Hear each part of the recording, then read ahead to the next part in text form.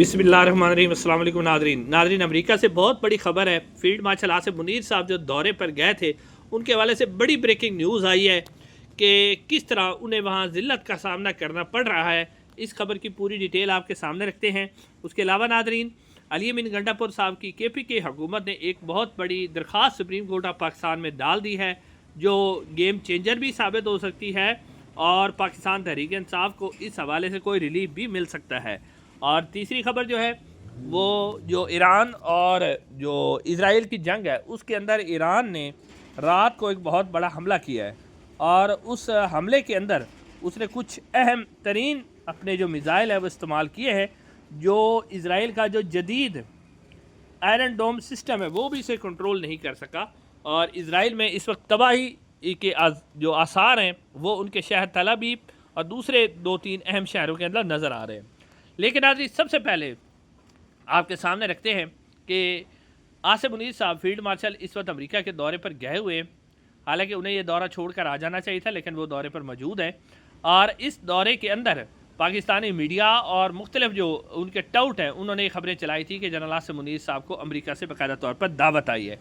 अब नाज़रीन, दो जो अमेरिकी जरीदे हैं, इकॉनॉमिक्स टाइम और दी हार्वर्ड इंटरनेशनल रिव्यू, उसके मैं 2 आर्टिकल आपके सामने रखता हूँ ताकि आपको पता चल सके कि जनरल आसिफ मुनीर साहब जो है उनको किस तरीके से वो अमेरिका के दौरे पर गए हैं। और साथ साथ जो अमेरिका में मौजूद पाकिस्तानी हैं वो एहतजाज भी कर रहे हैं।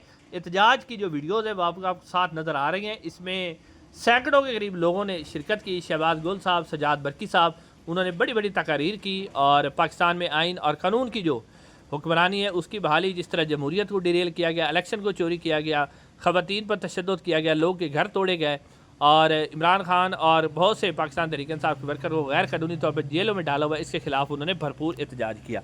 लेकिन हम नरी में 2 खबरें आपके सामने रखता हूँ, एक इकॉनॉमिक्स टाइम की और दूसरा जो हार्वर्ड इंटरनेशनल रिव्यू है उसकी खबर। सबसे पहले आप इकॉनॉमिक टाइम की जो खबर है उसके मुताबिक वो लिखते हैं कि जो वाइट हाउस है उसकी तरफ से वाज़े तौर पर ये वाज़े कर दिया गया है कि किसी भी अमरीकी ऑफिशियल यानी सरकारी तौर पर पाकिस्तान के army chief field marshal Syed Asif Munir तमगा इम्तियाज़ मिलिट्री को किसी किस्म की कोई भी सरकारी दावत नहीं दी गई थी अमरीकी फ़ौज की 250 साला जो सालगिरह है उसके अंदर और जो डोनाल्ड ट्रंप की सालगिरह है उसके अंदर शिरकत के लिए।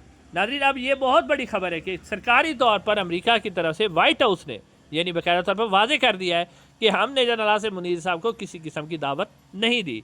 और तो वो ऐसे ही गए जैसे आप कोई बड़ी तकरीब हो रही है, आप बाकायदा तमाशाई बांध कर वहाँ बैठ कर देख सकते हैं, तो वो दावत है। अब ये वादे हो गया कि अमेरिका की जो हुकूमत है उसकी तरफ से कोई दावत नहीं है। हाँ, अलबत्ता पाकिस्तान की जो इस्टेब्लिशमेंट है और अमेरिका की जो इस्टेब्लिशमेंट है CIA उसके साथ उनके ताल्लुकात है, कुछ ना कुछ मुलाकातें होंगी। लेकिन अब ये तो वादे हो गया ना कि फील्ड मार्शल साहब को अमेरिका की तरफ से कोई दावत मिली ही नहीं है। और जो अब पाकिस्तान में भी खबरें लगाई जा रही हैं कि अमेरिका में जो एहतजाज कर रहे हैं ना जी, उनके जो पासपोर्ट है, शनाख्ती कार्ड है, वो कैंसिल कर दिए जाएंगे, उनके खिलाफ सख्त कार्रवाई होगी। फिर पहले कौन सी सख्त कार्रवाई नहीं होगी, वो तो अमेरिका में आप वहाँ करके आ सकते हैं, यही कर सकते हैं, शनाख्ती कार्ड और पासपोर्ट बुला कर लें। इमरान रियाज का भी आपने बुला के फिर भी वो हज करके आ गया, तो आपसे ही बढ़ के ही मार सकते हैं। अब ना अगली खबर है वो भी बड़ी अहम है। हार्वर्ड इंटरनेशनल रिव्यू ने भी अब जनरल आसिफ मुनीर साहब जब अमेरिका के दौरे पर आए तो उन्होंने अहम तरीन जो रिपोर्ट है वो शाया की है। हार्वर्ड इंटरनेशनल रिव्यू ने उसने लिखा है कि 9 मई का जो फाल फ्लैग ऑपरेशन पाकिस्तान में करवाया गया वो जानबूझ के करवाया गया। पाकिस्तान की मिलिट्री इस्टेब्लिशमेंट ने नौजवानों को इस बात पर उकसाया कि वो फ़ौजी तनसीबात के गिर्द एहतजाज करें और इस एहतजाज के अंदर उन्होंने अपने बंदे जो है वो घुसेड़ कर इस एहतजाज को एक पुरतशद्दुद एहतजाज बनाया और इसको बुनियाद बनाकर एक सियासी जमात पाकिस्तान तहरीक इंसाफ पर क्रैक डाउन किया गया, टारगेटेड ऑपरेशन किया गया और टारगेटेड ऑपरेशन के ज़रिए खुफिया इदारों ने लोगों को अगवा किया और गन पॉइंट पर पाकिस्तान तहरीक इंसाफ छुड़वाई। उसके बाद वो लिखता है कि खुफिया इदारे जो हैं, इस मौजूदा जो हुकूमत है उसने उनको इतना इख्तियार दिया कि वो जजेस के कमरों में खुफिया कैमरे लगाकर जजेस को ब्लैकमेल कर रहे हैं। फिर वो कहते हैं कि 8 फरवरी के इलेक्शन में पहली मरतबा पाकिस्तान की तारीख में देखा गया कि कोई भी जो उम्मीदवार अपने कागजाती नामजदगी जमा करवाने जाता उसके कागजात नामजदगी छीने जाते, उनको फाड़ा जाता। वो कहते हैं ऐसा कभी नहीं हुआ। लेकिन फिर 8 फरवरी को लोगों ने बहुत बड़ी तादाद में निकल कर वोट दिया, जो पाकिस्तान में असली इनकलाब आया। और उसके बाद क्या किया, वो कहते हैं कि पाकिस्तान की जो मिलिट्री इस्टेब्लिशमेंट खुफिया इदारे हैं उन्होंने इलेक्शन चोरी कर लिया, और वो जमात जिसने महज 17 से 20 नशिस्तें हासिल की थी उसको हुकूमत पर मुसल्लत कर दिया। ये नाज़रीन हार्वर्ड टाइम लिखता है। और फिर वो कहते हैं कि 26वीं आईनी तरमीम के नतीजे में, यानी हार्वर्ड इंटरनेशनल अभी आगे भी लिख रहा है कि 26वीं आईनी तरमीम के नतीजे में पाकिस्तान की मिलिट्री इस्टेब्लिशमेंट ने जजों को ऐसे बना लिया जिनके उनका गुलाम है। अब जजेज आज़ादाना फैसले नहीं कर सकते। नाज़रीन ये 2 रिपोर्ट्स के बाद अमेरिका के अंदर फिर पाकिस्तानियों का एहतजाज, और ऊपर से फील्ड मार्शल साहब को ऑफिशियल विजिट ना होना, ये पाकिस्तान की मिलिट्री इस्टेब्लिशमेंट के लिए बहुत बड़ा झटका है, और पाकिस्तान तहरीक इंसाफ और इमरान खान के बयानिए की जीत है। अब नाज़रीन इससे जो अगली खबर है वो बड़ी अहम खबर है। नाज़रीन खबर ये है कि क्योंकि इस वक्त आपको पता ही है कि कल जो अदालती हफ्ता शुरू हो रहा है पाकिस्तान के अंदर, उसके अंदर आप देखेंगे कि मखसूस नशिस्तों के केस की समाअत भी होगी, जो कि कोशिश की जा रही है कि PTI से छीन कर PDM की जो जमातें उन्हें बांट दी जाए। और साथ साथ जो है इस्लामाबाद हाई कोर्ट के जो जजेस की सीनियरिटी केस है वो भी समाअत के लिए मुकर्रर होना है। लेकिन मखसूस नशिस्तों के केस में एक बहुत बड़ा ब्रेक थ्रू है कि खैबर पख्तूनख्वा की हुकूमत ने अब सरकारी तौर पर जो एडिशनल एडवोकेट है खैबर पख्तूनख्वा के, उन्होंने सुप्रीम कोर्ट ऑफ पाकिस्तान के अंदर एक दरख्वास्त जमा करवाई है। और इस दरख्वास्त के अंदर उन्होंने मौक़िफ़ इख्तियार किया है कि मखसूस नशिस्तों के केस की जो समाअत हो रही है उसके अंदर खैबर पख्तूनख्वा की हुकूमत को एक फ़रीक बनाया जाए। और उसके ऊपर उन्होंने मज़ीद लिखा क्योंकि खैबर पख्तूनख्वा के हुकूमत इसलिए फ़रीक बन रही है क्योंकि खैबर पख्तूनख्वा की हुकूमत के बुनियादी हकूक़ इसके अंदर शामिल हैं, जिसमें आपको पता ही है कि सबसे ज़्यादा जो मेजॉरिटी है वो खैबर पख्तूनख्वा के अंदर पाकिस्तान तहरीक इंसाफ की है। तो वो कहते हैं कि हमारे बुनियादी हकूक़ इसके अंदर शामिल है कि बजाय कि इलेक्शन हमने जीता है और नशिस्तें किसी और जमात को, जैसे पीपल्स पार्टी ने 1 सीट जीती है खैबर पख्तूनख्वा से और उसे 3 मखसूस नशिस्तें दी जा रही है।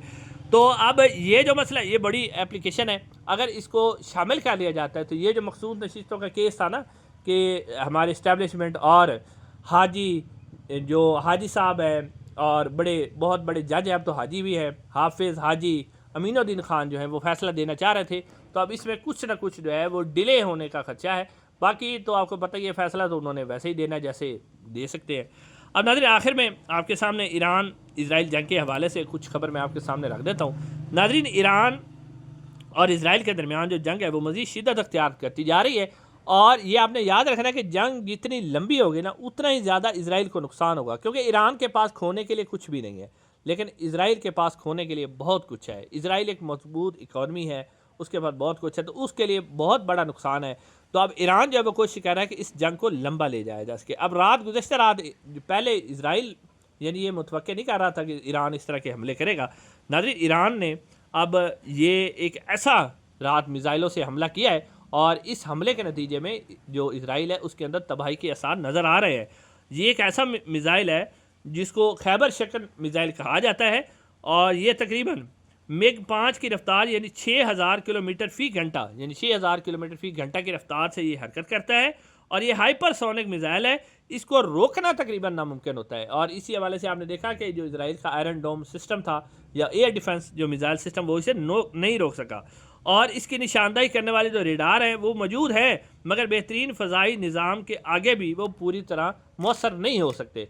तो अब इस हमले के बाद इजराइल के अंदर तबाही के आसार है। इजरायली फ़ौज जो है वो तल अवीव के अंदर अब पहले तो रात को बैंकर के अंदर ही चले गए थे, और ईरान की तरफ से तकरीबन 100 से 200 मिज़ाइल जो है वो दागे गए हैं, और इजराइल के अंदर वाज़ेह तौर पर वीडियो नज़र आ रही हैं जिसमें इमारतें जो हैं वो खंडर बनी हुई हैं, बहुत बड़ा ढेर बना हुआ है, और तकरीबन 10 के करीब अफराद की लाशें निकाली गई हैं, लेकिन अभी भी मलबे के अंदर बहुत से लोगों की लाशें मौजूद है। तो इजराइल को ये बहुत बड़ा झटका है। और फिर ईरान की जो सबसे बड़ी कामयाबी ये है कि ईरान की जो जौहरी तनसीबात है वो अभी तक महफूज है। ईरान की जौहरी तनसीबात जहाँ पर ईरान तकरीबन एटम बम बना चुका है वो भी महफूज है, और वो इसलिए महफूज है कि वो ईरान ने पहाड़ियों के नीचे तकरीबन आप कह सकते हैं कि उसका एक मिज़ाइल सिटी भी है जिसके अंदर बहुत बड़े मिज़ाइल भी वो बनाता है।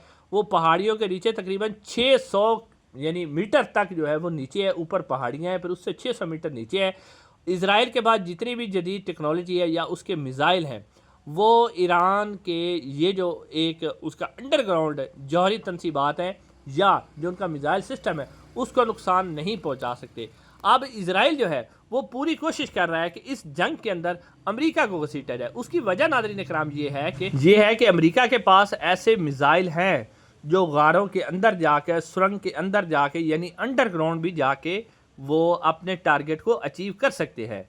इजराइल क्योंकि लंबी जंग अफोर्ड नहीं कर सकता, हालांकि इजराइल जो है वो ईरान के अंदर हमले भी कर रहा है, उनके ऑयल डिपो पर भी हमला हुआ है, गैस के डिपो पर भी हमला हुआ है, लेकिन इजराइल चाहता है कि इस जंग को मैं जल्दी जल्दी जो ईरान का एटमी प्रोग्राम है ना उसको अटैक करके, उसको तबाह करके इस जंग को ख़त्म करूँ। इसलिए वो अमेरिका को इसके अंदर इन्वॉल्व करना चाहता है कि अमेरिका हमें अपने मिसाइल दे। अब देखते हैं कि अमेरिका वैसे तो इन्वॉल्व है, लेकिन फिर ईरान जो है उसने भी कहा है कि फिर अमेरिकी जो मफादात है इराक में हैं, यमन के अंदर हैं और सऊदी अरब में है और दूसरी जगह पर है, तो वो उन पर भी हमला करेगा। तो जंग इंशाल्लाह आगे मज़ीद ख़तरनाक होगी। इंशाल्लाह अगली वीडियो में मुलाकात होगी।